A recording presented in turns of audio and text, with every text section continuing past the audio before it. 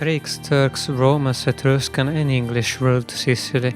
For centuries it was the center of the world. Those rulers have shaped the island wine and the styles that are produced today. During his high time, Sicilian wines were some of the most celebrated in the world, but a series of poor decisions turned the image of Sicilian wines into what it was described as the wine lake.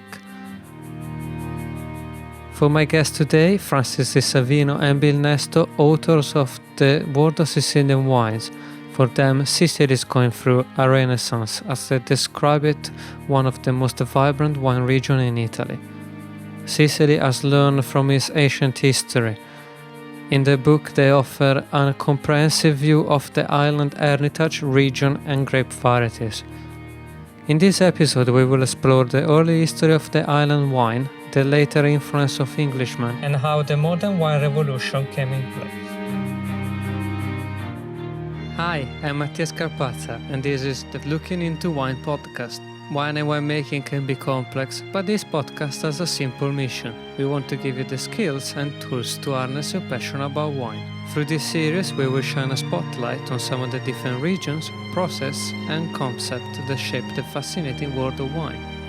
I hope you enjoy the show and your own journey looking into wine.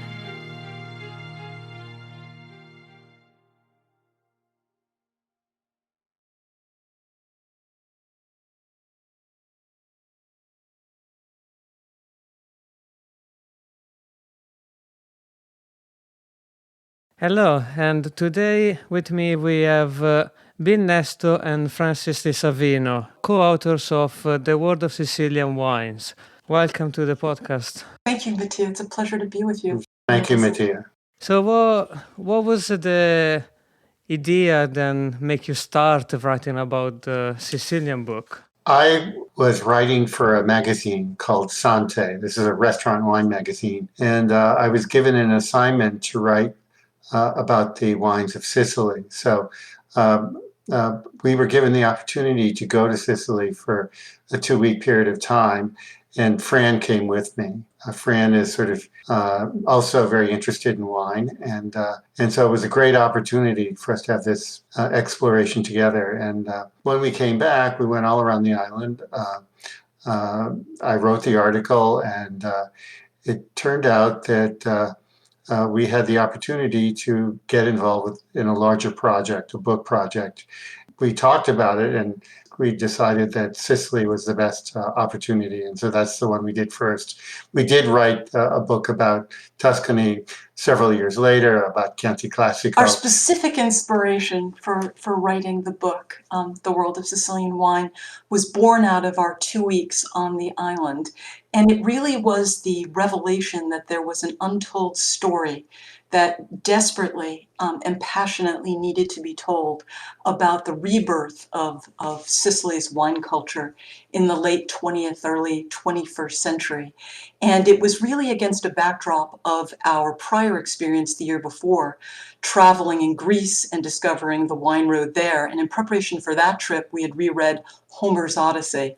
And as many of your listeners already know, Homer was writing at the time, as was his contemporary Hesiod, of the first Greek explorers settling in southern Italy, from Ischia, Cumae to Giardini Naxos to Catania. And in the Odyssey, Sicily, through the personage really of Polyphemus the Cyclops, was described as a lawless place whose people took the fertility of the island for granted and didn't have a deep attachment to the land, and fundamentally lacked the skills to cultivate their soil. Homer basically was reflecting the attitude of his contemporaries, and probably those of the Mycenaean Greeks several centuries before, that the indigenous peoples of Sicily lacked culture. And what we discovered, Mattia, was fundamentally at odds with that.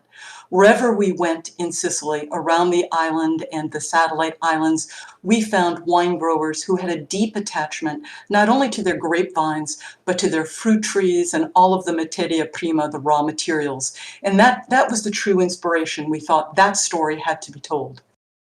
Obviously, Sicily, whenever you think about Sicily, you think about Greek history, Homero and these stories. And Francis, I believe you were part of producing the historical part of the book, where it's a big part of it.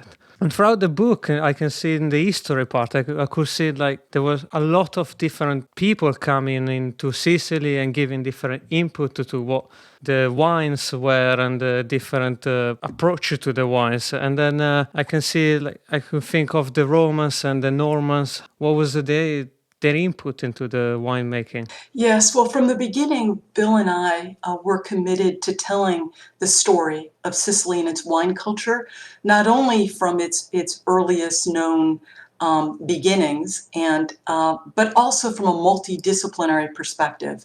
So, of course, we start the story at the time of Homer's writing the Odyssey in the 8th century BC in those earliest Greek settlements and Phoenician settlements, but we were also committed to revealing the art, the architecture, the multi-cultures, as you indicate, that influence not just culture, but agriculture. And as is true with most things in history, there were periods where agriculture generally and viticulture and enology specifically flourished through a dedication to intensive cultivation, as was true during the Greek period and the Muslim and Norman period, and other periods in which it languished because there was more of an emphasis on extensive agriculture, specifically the cultivation of grain, first summer wheat during the Roman period, but then really during the 15th century onward in hard durum wheat. From the Roman period, Sicily became the granary of Rome, and it resumed that. And of course, the culture of wine languished during periods when the latifondi were more dominant. With times, Sicilians often showed that there was a lot of ups and downs with their wine culture, and there was a moment where everything was getting lost, and the Sicilians were appreciating the wines themselves. But there was a couple of people that were saying that the quality of wine was there. Probably the biggest input was from the British, who were in the 18th century and 19th century, really were the big traders, and of course really established the international trading of wine. In the late 18th century, John Woodhouse was looking for a product that was comparable in style to Madeira or sherry, one or the other. Madeira at that time was quite fashionable. He happened to be sort of blown off course to the city of Marsala in western Sicily and noticed a local wine. It was called Vino Perpetuo, or perpetual wine, which was basically a wine that all families made, which was the local varieties, mostly white. With time, they would just take a certain portion out and then put new wine in. And so the wine basically was always there, and nobody knew in the end how old it was, but it was a sort of a representation of each family had their own Vino Perpetuo. It was really a family wine. And because it's a very hot climate in Sicily, a lot of the water had evaporated and the wines were quite alcoholic in the end, probably 17-18% alcohol naturally. And he noticed that the wines were similar to Madeira / sherry, and decided to send some up as a test case to London, and the wine sold quite well. And so he developed the Marsala wine industry in the late 18th century, and then other compatriots like Benjamin Ingham came in his wake. And the British had such a strong influence in Sicily, because they were beginning to thwart Napoleon, who was coming down the boot of Italy in the early 1800s. And so they were there with all their military might, and they needed wine to drink. And so they were sourcing wine from the area, from Sicily. A very interesting chapter when we visit the 19th century Sicilian wine industry. And the British were so enamored with Sicily that they considered it being one of their colonies in the early 19th century. But by the late 19th century, Sicily sort of lapsed into a more sort of chaotic environment, and the British merchants decided to leave. At the same time, we have another important person who arrived on the eastern side of Sicily in Catania. He was a Tuscan monk. He arrived for 3 years of study in the 1770s. And in addition to studying Sicilian history and culture as we did, he traveled around the island and studied agriculture generally, but viticulture and enology specifically. And his work is lost to history, but what is extant are 2 or 3 lectures that he gave some 35, almost 40 years later at the Garofoli Academy in Florence, the oldest continuous agricultural academy in the world. And it was the epicenter of agronomic knowledge in Italy at the time. And the theme of his lecture was that, unbeknownst to Tuscans specifically and Italians and Europeans generally, was that Sicily had a rich culture of wine and that it had exquisite raw material and very sophisticated viticultural techniques. And remarkably to us, in his lectures, by the end of his 3rd lecture, it was quite clear to him that his Tuscan audience did not believe what he was reporting based on his own studies. And so he canceled the remaining 4 lectures and said that any Turk would understand the value of what he was saying. But if Tuscans weren't prepared to understand and appreciate Sicilian wine, he was canceling his lectures. Remarkably enough, Bill and I in 2014 had the honor and privilege to give a lecture at the Garofoli Academy in Florence on our book, The World of Sicilian Wine, and in effect, complete Domenico Sestini's lectures. Oh, I'm sure you would have been proud of it. How did you think then the Sicilian back then and the people of Sicily were seeing their quality in the wine? Because it seems like external people coming into the country had good view of the quality, and often with Sicily during the history they have make a lot of they found easy way to make wine. They were more focusing on bulk wine. Well, Sicily was quite rich in the 19th century because of the mining operation. They were mining sulfur. There was a great interest in sulfur and the salt. And so there was quite a bit of wealth in Sicily. And this was resided in certain families who owned large properties called latifondi. And they developed an interest in grape wine, and some of them had the opportunity to visit the mainland. In particular, there was a Baron Spitaleri from the Catania area who was sort of a cross between Mario Incisa della Ricchetta, who created Sassicaia after World War II, and Vittorio dei Albizzi, Burgundian / Tuscan nobleman who helped bring French varieties and French viticulture to Tuscany at about the same time. And so there was an infusion of French technology into Catania at the time. And there was also the Duc de Malle in Orléans, who was a French nobleman who was creating a dessert wine made from orange muscat that was widely appreciated in France. And then lastly, there was Admiral Nelson's ancestors, the Hoods, who lived basically in the Etna area, who began making wine and also had connections. So there was a beginning of this very exciting sort of modern, high-quality Sicilian wine industry that was occurring in the late 18th century. It was actually occurring simultaneously, though, with the phylloxera epidemic. And Sicily became a source of wine of basically inexpensive wine when France was first attacked by phylloxera. So particularly they benefited greatly in the 1870s and early 1880s from the trading of very concentrated bulk wines, which the French basically took into their cellars and sort of mixed with local wines because they were desperately in need of sort of mixing wine or amelioration wine to improve the sort of low quality wine that was being produced then because most of their vineyards had been decimated.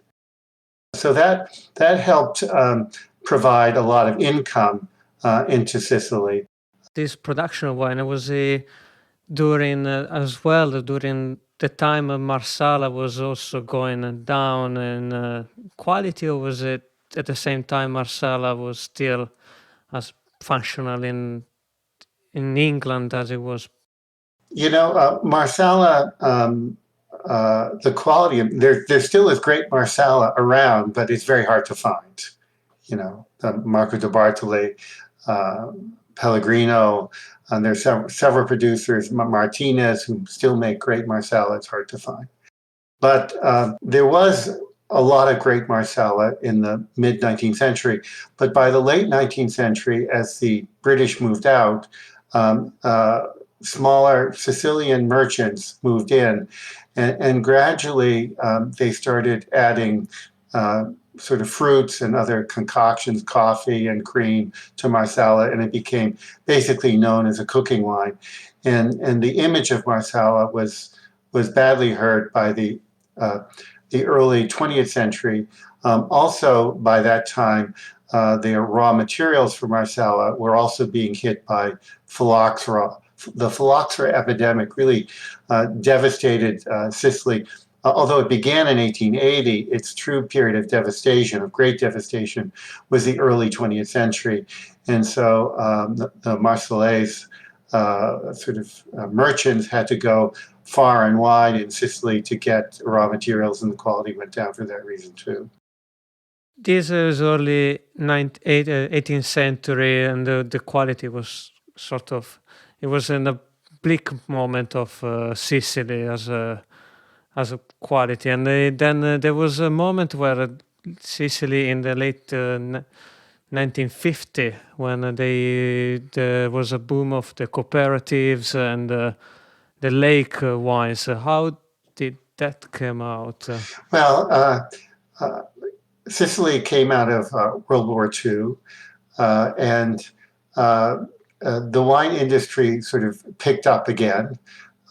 It had always been a source of cheap bulk wine, and that market began again. Vino d'Italia, very concentrated wines for Europe, principally France and northern Italy, and so there was a lot of traders going down there to source these wines. In the 1960s, there was a lot of new technologies were brought into the wine industry and viticulture, which basically improved viticulture, made vines more productive and yields higher, irrigation, pesticides, herbicides, all this sort of things, which meant that the yields started going up. At the same time, even though the vineyard acreage was going down, the yields shot up many times more than the vineyard acreage was going down. There was a transition from, in the 1960s, the mid-60s, from wines called Vino d'Italia to basically table wines. There became a need for wines, cheap wine, to be sold to principally Northern Europe, and which was fairly light and ready to drink and cheap. And so the production methods were no longer these vines which hug the ground. They were high training and enormous yields. But this coincided with a period in Southern Europe of a declining per capita consumption. And so there was much more wine than produced of this type. Plus Tunisia and Algeria, which had been big wine producing powers as colonies of France, lost their colonial status. About 1970 or so, Algeria basically stopped being a source. And so Italy became the source of bulk wine for particularly France. The French traders before then had been relying on Tunisia and Algeria, and they weren't particularly patriotic in the sense that they were looking for price and concentration, and Sicily was the best place to go, and also Apulia was also a very important destination for this kind of wine. And so they started going there, encouraged in the 1970s, it was a big planting spree in Sicily too, and by the 1980s, there was enormous overproduction. That led to this sort of decline once again of the name of Sicily, and there was also at the same time there was some figures then they pushed produce quality wines. And especially people coming from outside once again, and there were people from coming back to Sicily with some ideas. Sure. I just want to take a step back to the creation of the wine lake, which was the enormous overproduction. And basically, you mentioned the cooperatives before. The cooperative boom was in the 70s and particularly the 1980s and 90s. And the cooperative boom was basically fueled in part by the breakup of large properties in the 1950s, when properties over something like 300, 400 hectares were divided among the sort of sharecroppers and small farmers who lived on the land, which created a lot of small farmers which needed to sell their grapes. And the cooperative organization, which is sort of a socialistic type of wine company, was the perfect well for all those grapes to go into. And so this came at a time when the cooperative's main source of income was to make wine basically for the purpose of distillation. It was a corruption of the European Union's program of getting rid of bulk wine to stabilize the internal EU supply of wine, so that French producers could make a sound living, so that the prices could be high. But the cooperative movement, along with a few private producers, ended up taking advantage of EU policies. And after, in the 1990s was a period of aggressive vine pulling, and the early 2000s. And now basically Italy is no longer, it's a maybe third or fourth largest producer. The vineyard acreage is maybe again third or fourth. It's not, the Veneto has taken the lead now in terms of production, and also, but in this time, the great boom period, we've been talking about the cheap wine. Italy sort of became fairly rich in the 1990s. That was the big boom period. Everybody was going into wine production, and they could find sources to sell wine, and wines at very, very good prices. There were a number, as we recount in the book, there were some key families that were basically on the ground and in a position to take advantage of that initially.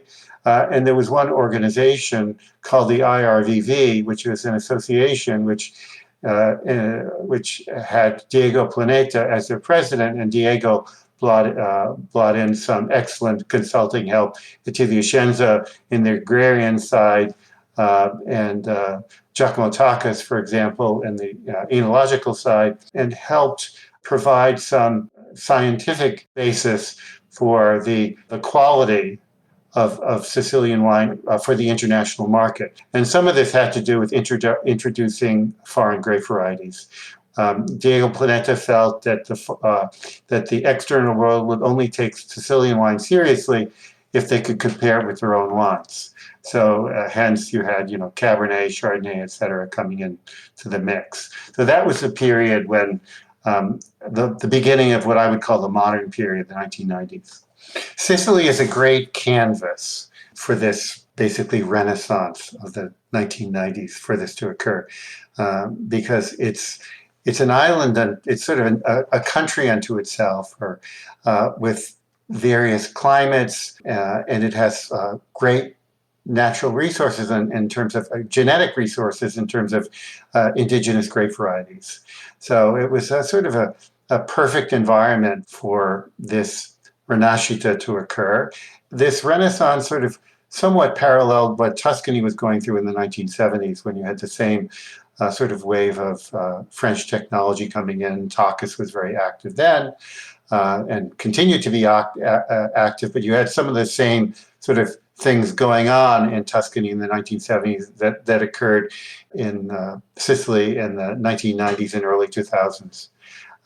And you had the same thing too, where ultimately both areas returned to their natural materials, to their indigenous grape varieties, and also their indigenous, their historic more methods of wine production, which were more historic. So the patterns are there, are the same, but they occurred within Sicily in a much shorter, briefer period of time. Right. At the same time, you're right, these influential foreigners came to Sicily, but as Bill pointed out, they were brought, in the case of Attilio Scienza and Giacomo Takis, by Diego Planeta, a Sicilian who had founded Sette Soles Cooperative and ultimately his own estate, and along with the other important families, the Toscas and the Rallos, they, I think, were responsible for initiating the process of being enlightened. And this is really part of a pattern in Sicilian history. Throughout the centuries, enlightened Europeans from England, France, Germany, from America, on the grand tour of Europe, saw Sicily was a must-see, probably the last stop on the grand tour. And like Johann Goethe or de Tocqueville, not only did they bring enlightened principles and knowledge with them, but they recognized the inherent quality of Sicily and its raw material and its history. It was these foreigners seeing the remarkable coincidence of geography and climate and history and culture and recognizing profoundly the potential of Sicily.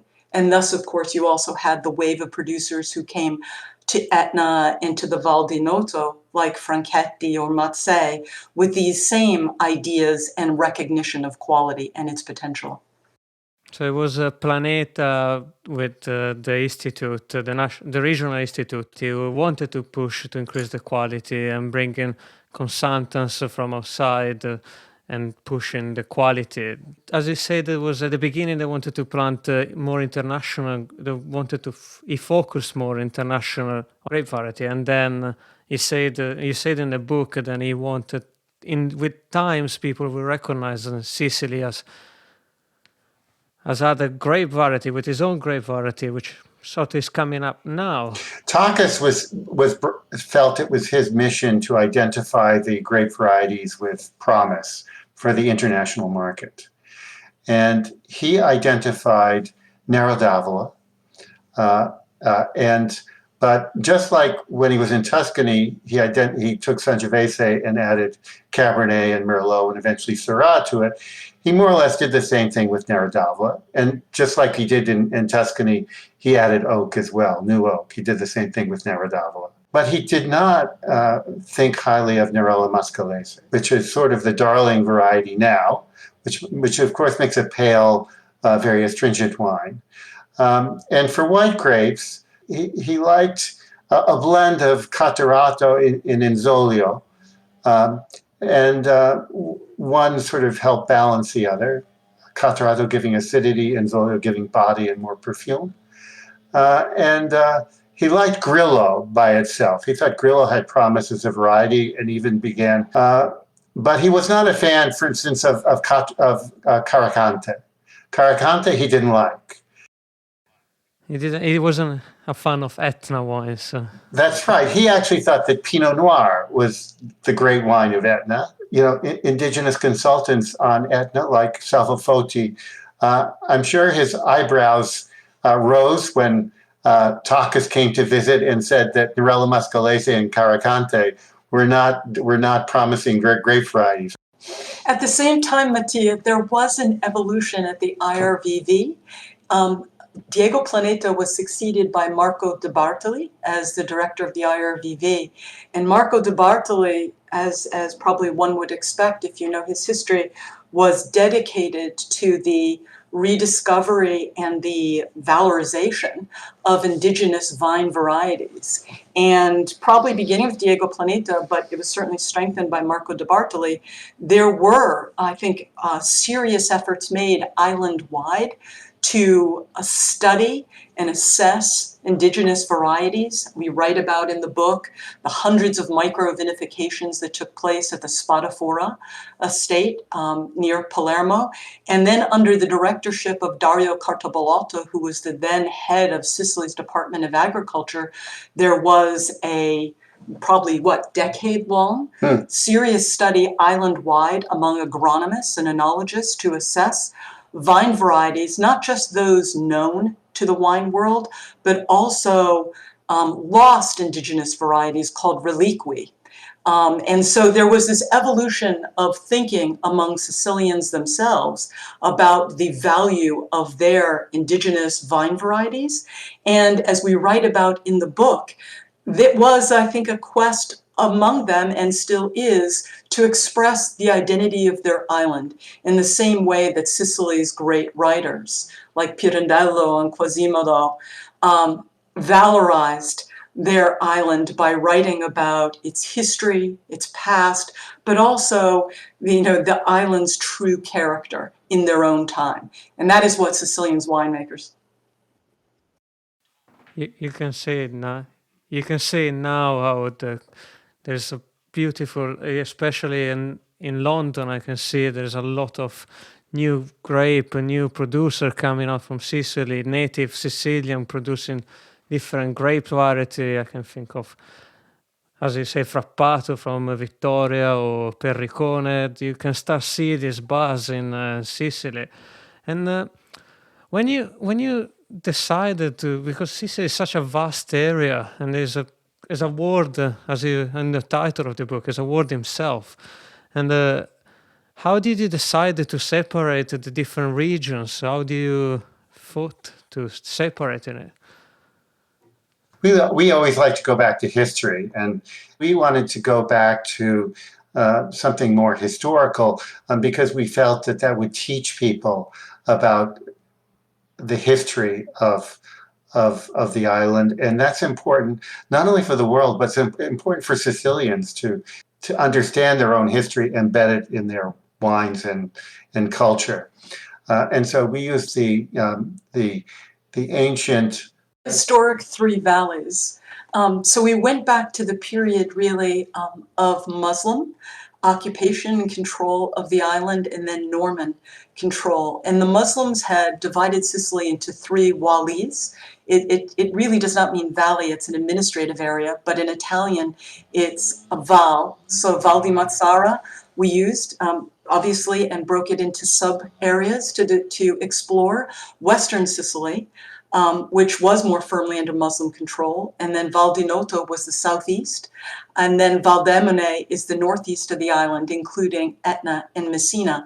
And it had significance for us, and we wanted our readers to understand that this was a way of organizing Sicily geographically from the period of Muslim control through the Norman period, for another 2 centuries, until the mid-13th centuries and the end of Frederick II's rule. And in the frontispiece of our book, as you may have seen, we have a historic map, and many of the maps of Sicily through the 19th and even early 20th century use the historic three valleys to organize how the island is. We strongly believe that to understand the present, you have to understand the past. And we feel that you can see it now in Italian wine, that people are going back to the past. And you even have people, like Josko Gravna and Stanko Radican, who are going back to, play around with amphora production or skin contact for white wines. I mean, the past is a part of us always, and it's a place to go to for innovation. You mentioned Josko Gravner, and in the book there was a connection with a Sicilian producer in Mount Etna. There's Carl Lennison. He was inspired by his work to start producing amphora wine, which are now being seen in Sicily. How the story is very interesting.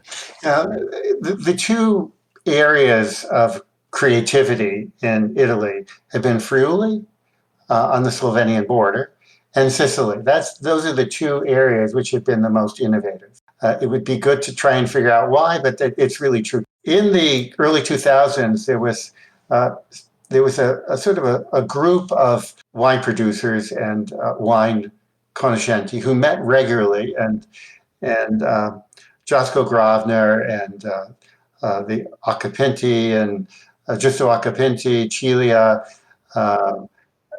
at Kos, for instance, and Gianfranco Soldera was another, and there were several others who met regularly, and we're talking about what wine really was.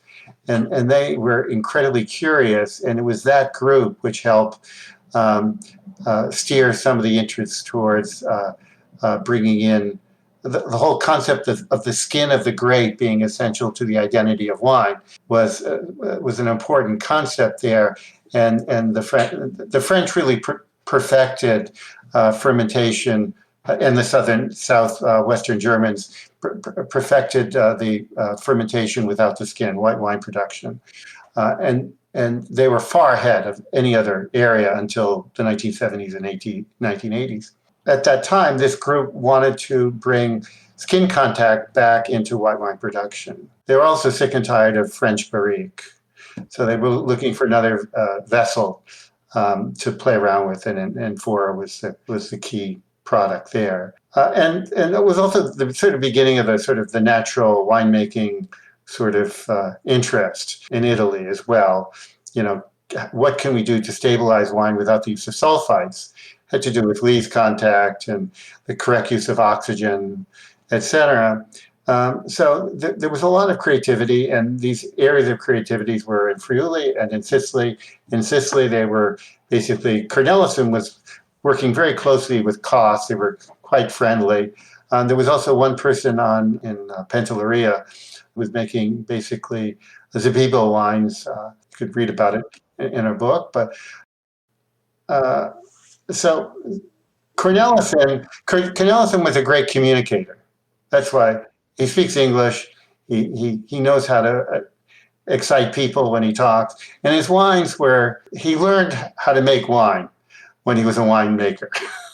He didn't go to an Alafi school. He learned on the spot, and because he was such a great communicator, he could sell anything he made.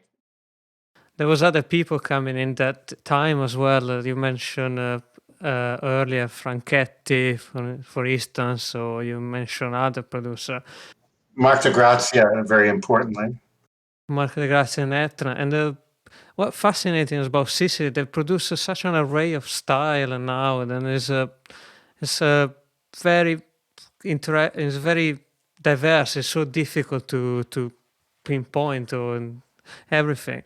But there's the island of Panteleria earlier, you mentioned it. What was it about this island, which is very separate to the rest of Sicily?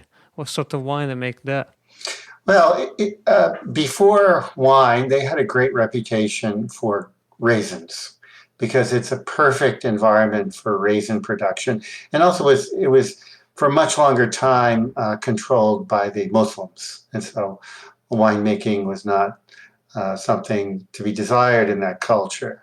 So why it's so good for raisins is because the grapes are basically ripen in August. The conditions are without moisture, very sunny and dry. And at that time, if you leave them out on the volcanic soils, which are sort of dark green, they get very, very hot. And then you have the wind coming off the Sahara. You have the perfect environment to dry grapes very, very fast. And then if you take those dried grapes and then you add them to the wine, which is fermenting from the early harvested grapes, you can make some very interesting dessert wines. But these dessert wines only started being made in the mid 20th century, in the 1950s and 60s, that the grapes these raisins were more used for wine production. And that was the great period of Passita di Panteleria, the wines made from Zabibo grape, right? Dried Zabibo grape. So it's a relatively modern wine in a sense that I think is fantastic, incredibly concentrated because of the climate.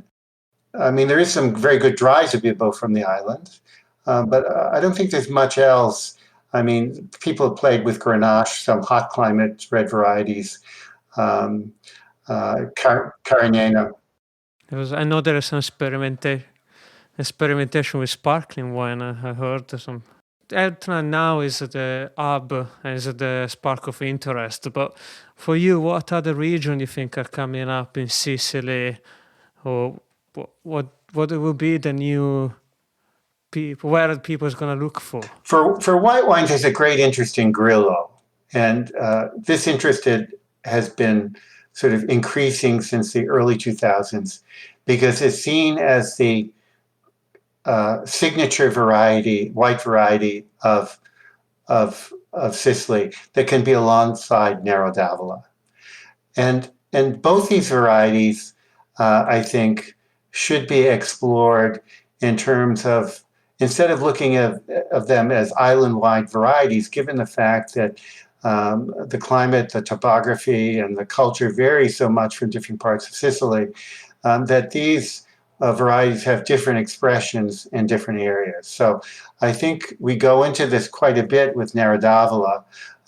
There's for instance, three areas which I point out, which would be the area of Placino in southeastern Sicily, what I call the Butera Riesa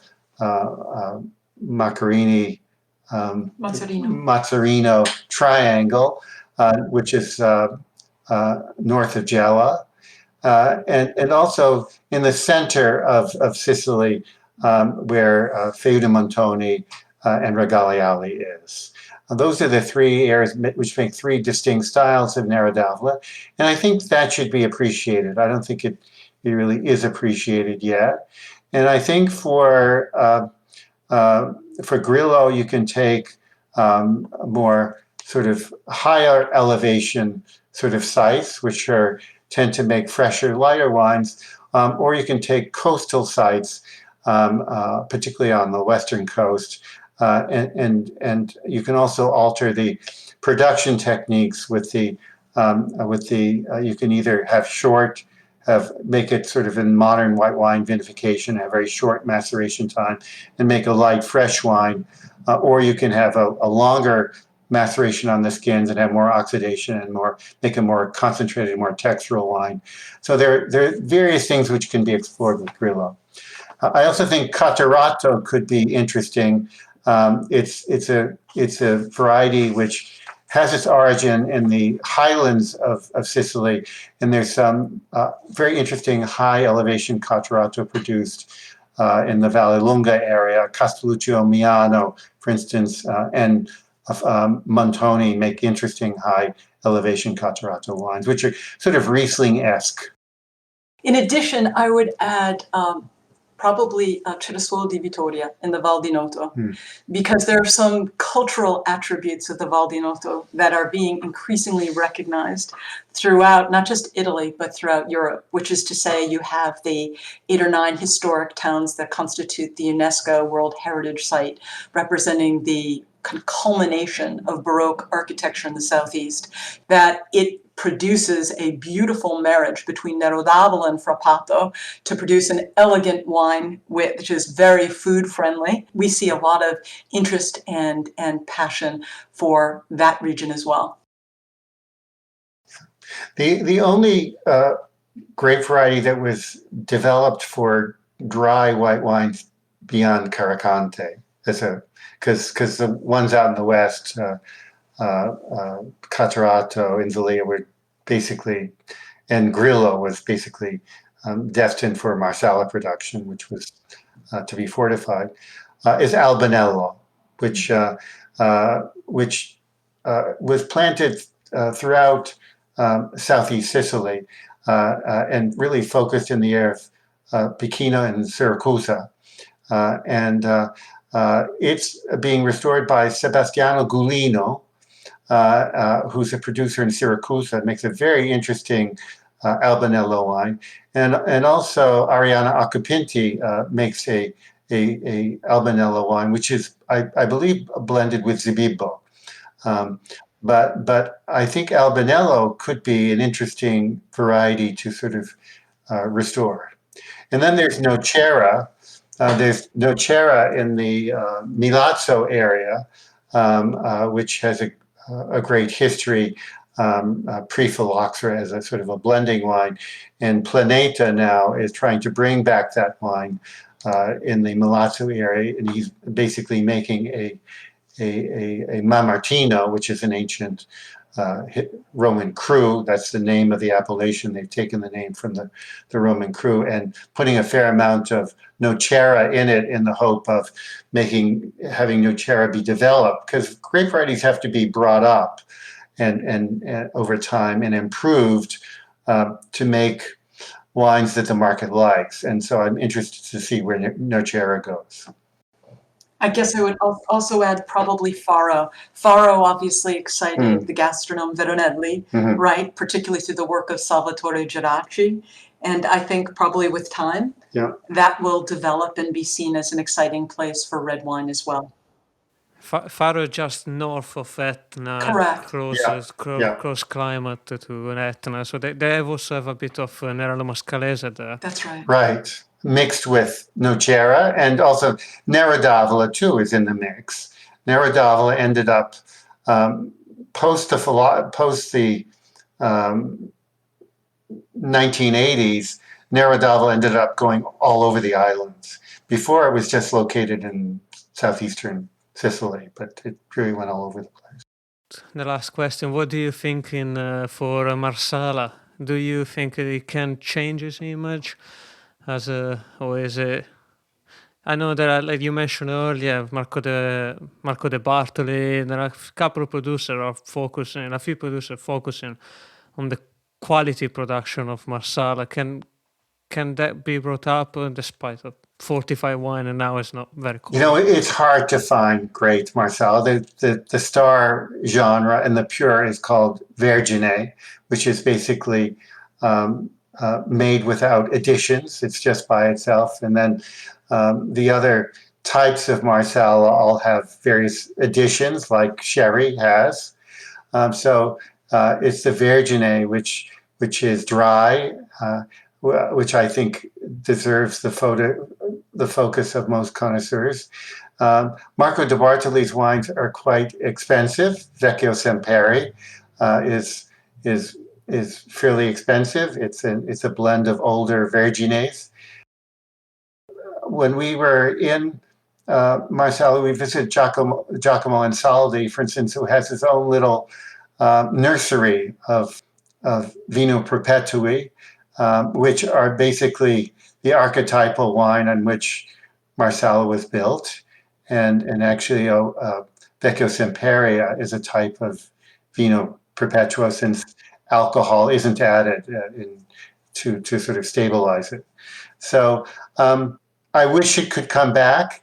It's softer than in style. It's more like an Amontillado than an Oloroso in sherry. Marsalas are softer in style and have a little bit of saltiness, but less so. But the style is not something that most Mana consumers like.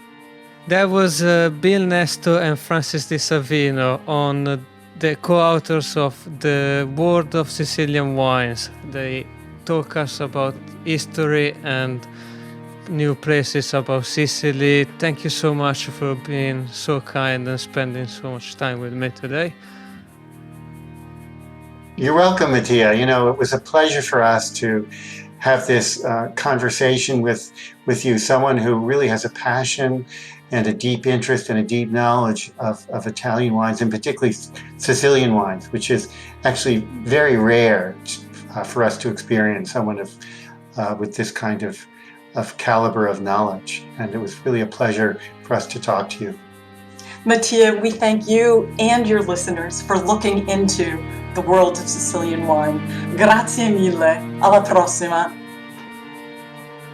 You joined the conversation with Bill Nesto, Master of Wine, and Francis Di Savino on Looking into Wine, authors of The World of Sicilian Wines. Find the link below for the book. Be sure to go to mattiascarpazza.com and remember to join our mailing list now to receive the latest news and projects that are coming up. If you like the podcast, please give us a 5-star review and tell your friend to subscribe.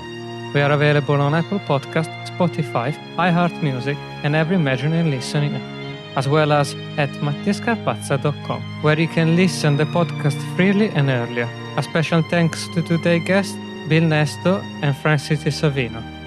Music produced by Samuele Di Nardo and audio editing by Tommaso Asco.